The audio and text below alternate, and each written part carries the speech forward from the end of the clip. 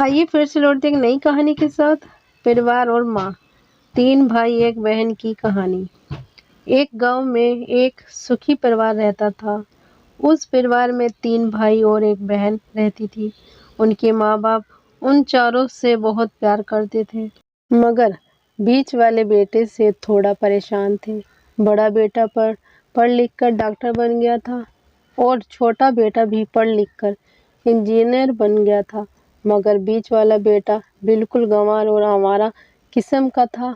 कुछ समय बाद उनके दोनों बेटे डॉक्टर और इंजीनियर ने शादी कर ली और महीनों के बाद ही उनकी बेटी का भी एक अच्छे घराने में विवाह हो गया।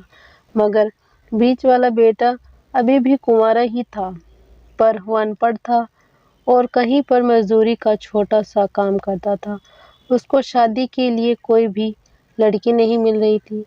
उसके माँ बाप उससे बहुत परेशान हो चुके थे।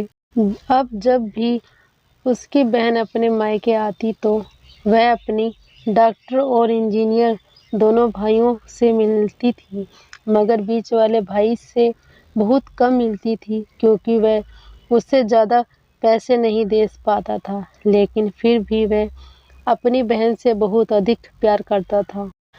कुछ समय बाद उनके पिताजी की बीच वाले बेटे की बिना शादी किए बिना मृत्यु हो गई।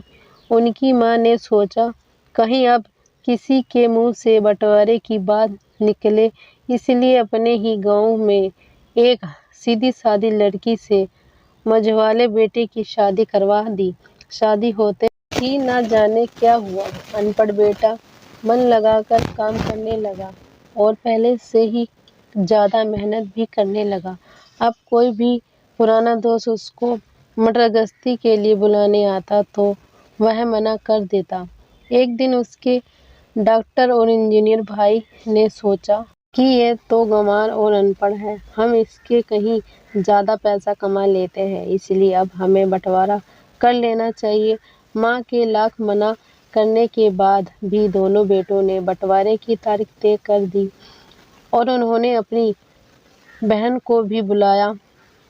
तभी उनका गंवार भाई कहता है कि तुम लोग बंटवारा कर लो, मुझे जो बचे वो दे देना, ये ना देना मैं शाम को आकर अंगूठा लगा दूंगा। तभी उसकी बहन आती है, अरे बेवकूफ़, तू तो हमेशा बेवकूफ़ ही रहेगा, जमीन का हिस्सा तो आमने सामने बैठकर होता है। और उसकी माँ भी उसे काम पर जाने से रोकती है। उसी वक्त वकील भी वहाँ आ जाता है और कहता है कि आपका सारा हिस्सा मिलाकर 10 बीघा जमीन और एक मकान है।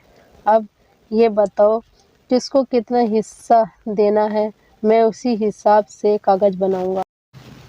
तब गंवार भाई कहता है, वकील साहब 5-5 बीघा जमीन हमारे दोनों भाइयों के नाम लिख दो और यहाँ हमारा घर है, मेरी प्यारी बहन के नाम कर दो।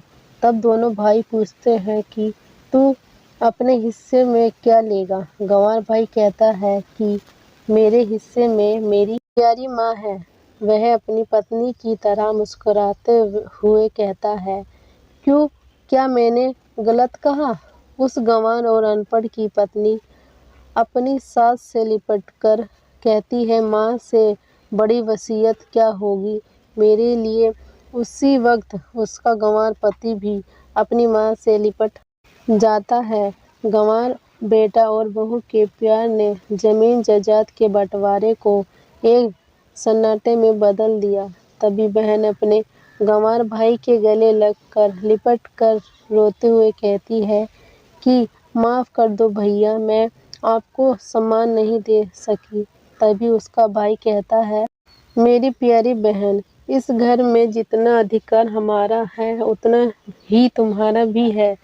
और रही बात बंटवारे की, तो बंटवारा नहीं करने से जीवन खत्म तो नहीं हो जाएगा, क्योंकि कहते हैं हम बंटवारा, क्या हम एक साथ मिलकर नहीं रह सकते, जैसे हम बचपन में मिलकर खेलते रहते हैं। एक साथ मिलकर रहने को ही तो कहते हैं। एक अच्छा परिवार उसे परिवार को संभालने वाली है एक माँ।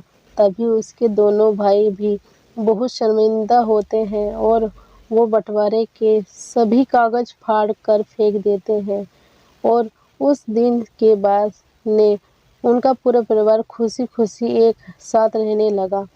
वीडियो अच्छी लगी हो तो लाइक करना, शेयर करना, सब्सक्राइब करना और कमेंट करके ज़रूर बताना और